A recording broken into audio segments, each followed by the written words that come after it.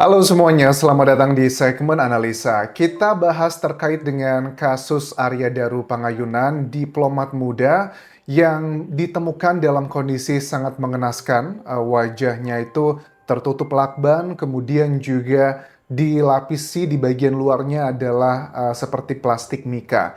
Nah, ini kan kita sudah tahu ya bahwa perkembangan kasusnya sekarang sepertinya mandek karena belum ditemukan katanya unsur pidananya. Tetapi kasus ini menurut penyidik Polda Metro Jaya mengatakan dengan tegas tidak ditutup tetapi sedang menanti novum atau alat bukti baru. Nah, ini ada salah satu petunjuk menurut aku yang sepertinya memberikan ya petunjuk lah ya. Karena kan dalam dunia hukum itu salah satu alat buktinya adalah petunjuk. Ini kejadiannya ada di Kota Bandar Lampung, Provinsi Lampung pada hari Sabtu 7 Februari 2026. Kok ini mirip banget seperti kejadiannya di Plomat Daru. Jadi ada sejumlah warga kos-kosan di daerah Jalan Untung Suropati, Labuhan Ratu, Bandar Lampung. Itu kan heboh ya, karena ada salah satu tetangga dari korban ini yang bernama Hindraja, berusia 61 tahun, seorang pria di situ, itu kan curiga tetangga kosnya kok sudah 2 hari itu nggak keluar-keluar dari kamar dan kos-kosannya berbeda dengan Arya Daru nih. Kalau Arya Daru kan kategorinya kos yang eksklusif, kemudian tidak semua orang bisa masuk ke area tersebut, lebih security-nya lebih bagus lah ya, lebih banyak lapis-lapisnya. Tetapi untuk kasus ini adalah, kalau kronologi di awalnya, tetangga tersebut berusaha ngetok-ngetok pintu si pria tersebut, tapi nggak dibuka-buka, kemudian ngintip dari ventilasi jendela, dan langsung ngeliat, aku lihat di sini teman-teman, ini terbungkus, ini gambarnya, nanti aku tunjukkan di Instagram storyku di Anjasa Sumara, kalian lihat dan follow di sana aja. Kalau aku lihat di sini dari si korban, pria berusia 61 tahun ini, kok ini plastiknya warna putih ya? Kayak plastik dari salah satu yang khas di swalayan-swalayan kecil yang ada di Indonesia. Kemudian di ujungnya tuh kayak ada kuning-kuning, dugaannya sih kayak lakban warna kuning. Ini kalau nggak salah nih ya, aku lihat di sini adalah kayak plastiknya tuh sejenis Indomaret. Artinya kan kok gampang banget, itu kan tipis banget ya plastik tersebut ya. Terus juga lakbannya ini ada di ujungnya warna kuning, sama seperti di diplomat Arya Daru, lakban yang warna kuning itu juga ada di bagian dekat lehernya, jadi nggak terputus. Ini juga sama, dia di bagian atasnya. Oke, terus di kasus yang ini, itu ada keterangan dari Kasat Reskrim Polresta Bandar Lampung, Kompol Gigi Andri Putranto, yang mengatakan bahwa di CCTV di sekitar lokasi TKP, katanya tidak ada orang yang masuk ke kamarnya korban saat kejadian. Tapi kan CCTV itu kan terbatas ya, kita masyarakat juga nggak langsung percaya pada saat CCTV-nya nggak ada. Kayaknya kita sudah banyak lah ya pengalaman-pengalaman di kasus-kasus yang dulu tidak serta-merta statement dari penyidik itu adalah 100% benar, harus diuji kebenarannya. Bisa aja kan orang tersebut masuk lewat belakang atau lewat area-area yang memang tidak tercover oleh CCTV. Tidak ditemukan adanya tanda kekerasan, tapi terdapat kayak lebam di wajah pria berusia 61 tahun yang berasal bukan dari Provinsi Lampung, katanya dari Tangerang atau dari mana nih, di daerah Pulau Jawa. Lebam di wajah ini juga sama terjadi sama Arya Daru kan ya. Itu kan ada di bagian Arya Daru itu yang lebamnya adalah karena memang proses dalam berpulang pembusukan itu memang seperti itu, tapi juga ada lebam yang belum bisa dijelaskan oleh penyidik sampai sekarang yang terjadinya itu sebelum Arya Daru berpulang. Maksudnya membedakannya seperti apa? Sejumlah dokter otopsi, kalau kalian lihat di beberapa obrolanku di video-video YouTubeku kan ya, ada penjelasan bahwa lebam itu terbagi menjadi dua. Ada yang lebam terjadi setelah seseorang tersebut tidak lagi bernafas atau seseorang tersebut masih bernafas. Itu diceknya bagaimana? Diceknya tidak bisa dilihat dari kasat mata karena kalau biru-biru itu kelihatannya sama semuanya, tetapi harus digali lebih dalam, dilakukan otopsi. Kalau memang lebam tersebut terjadi setelah korban tersebut nggak bernafas, itu biasanya cuma di tipis bagian luarnya aja. Tapi kalau lebam tersebut terjadi pada saat korban itu masih bernafas, itu akan ada pembuluh darahnya yang sedemikian rupa yang mengindikasikan lebam-lebam tersebut. Jadi hasil otopsi adalah bagian yang tidak terbantahkan secara saintifik. Saksi mata dari kasus yang di Bandar Lampung ini ada Agus, salah satu yang pertama juga bersama-sama warga membuka pintu kos-kosan korban mengatakan begini, jadi saya itu datang katanya ke kos-kosan tersebut karena mendengar teriakan dari seseorang di situ yang teriak-teriak minta tolong karena dia yang mengintip ventilasi kamar korban untuk melihat ngapain kok nggak keluar-keluar karena warga sekitar itu juga penghuni kos-kosan curiga ada aroma yang nggak sedap beberapa hari terakhir. Terus bareng-bareng lah dibuka pintu kos dan kondisinya pada saat dilihat di situ ya memang terbungkus plastik dan yang lebih menghebohkan menurut aku adalah ternyata pada saat mau dicongkel jendelanya, ternyata nggak terkunci jendelanya dari dalam.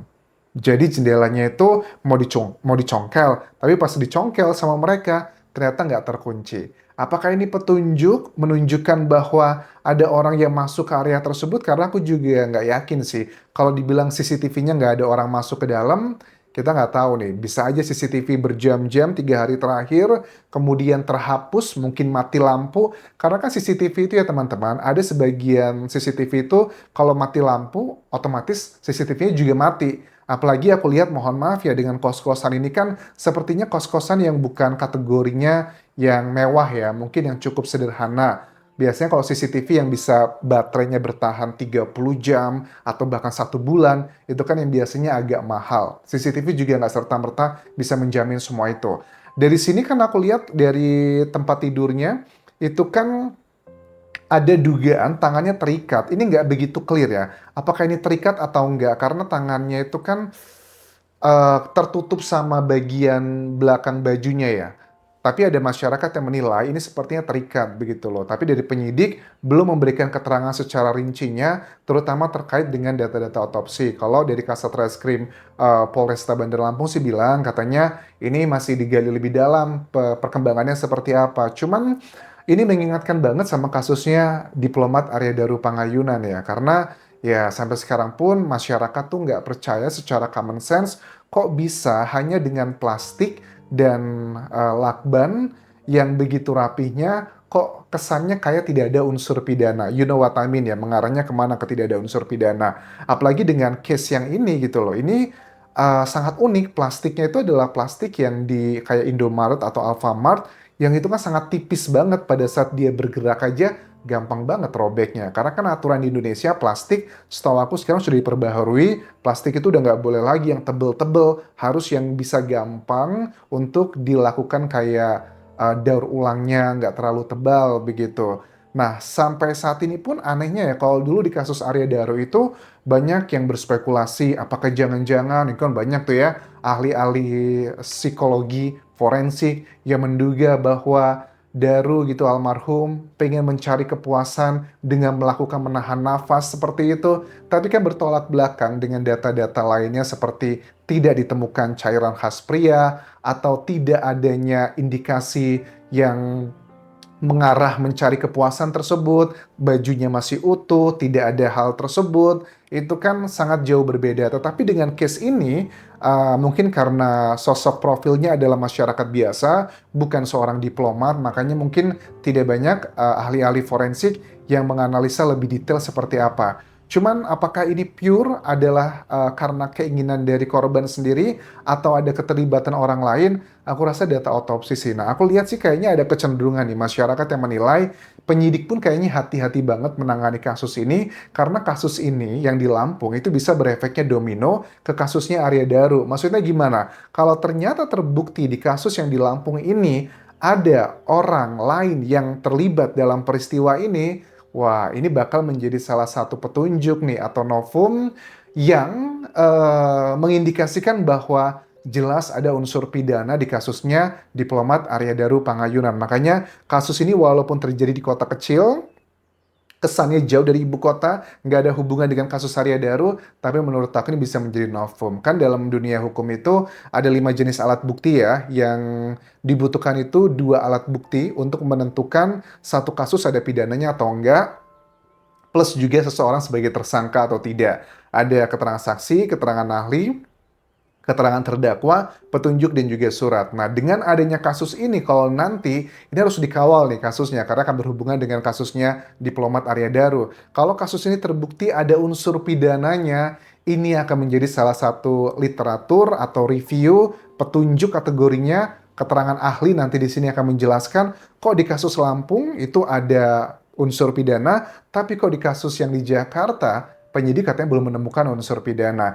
Ya sekali lagi ya, masyarakat kan tidak bisa hanya mendengarkan penjelasan langsung percaya begitu aja, tapi kan juga butuh yang namanya keyakinan begitu. Nah sekarang bagaimana Anjas dengan kasusnya Arya Daru sendiri? Kalau kasus Arya Daru sendiri dari pihak keluarga terakhir aku ngobrol dengan mereka, mereka disimpulkan mayoritas lebih percaya bahwa Arya Daru itu dugaannya lebih ke masalah kayak TPPO, tindak pidana perdagangan orang, yang selama ini keluarga bilang bahwa ada banyak hal yang sebenarnya bukan job desk-nya almarhum dan juga bukan seseorang tersebut yang memerintahkan seharusnya, tapi Arya Daru itu harus melaksanakannya dan itu berhubungan dengan orang-orang yang sering disebut dalam peristiwa ini. Sosok-sosok yang diduga juga mengetahui banyak terkait dengan kasus ini yang diyakini oleh pihak keluarga adalah ada unsur pidananya, mereka juga tugas dalam pekerjaannya itu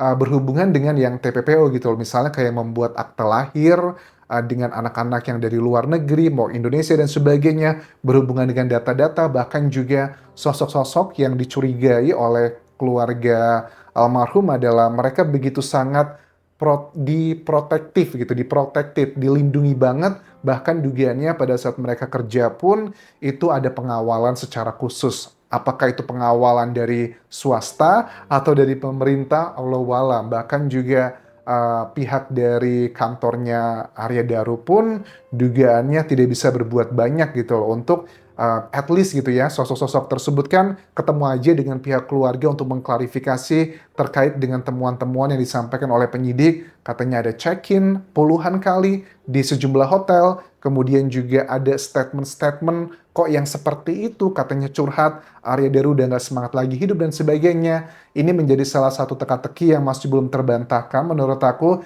yang bisa menjurus kepada bagian ke unsur pidana, tetapi pihak keluarga sepertinya memang masih terus berusaha, tetapi juga nggak bisa berbuat apa-apa karena penyidik dalam tanda kutip sudah memberikan statement secara resmi belum ditemukan unsur pidana.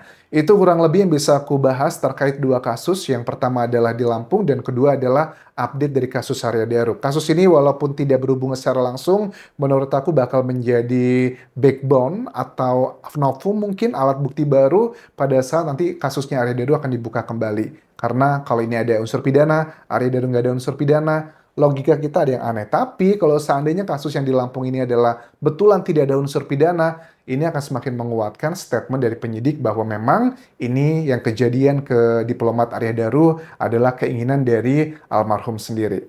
Terima kasih sudah menonton. Sampai ketemu lagi di video berikutnya. Tinggalkan like dan juga komen. Subscribe channel YouTube ini, follow Instagram, Facebook pageku dan juga akun TikTok Dian Jasa Sumara. Sampai jumpa.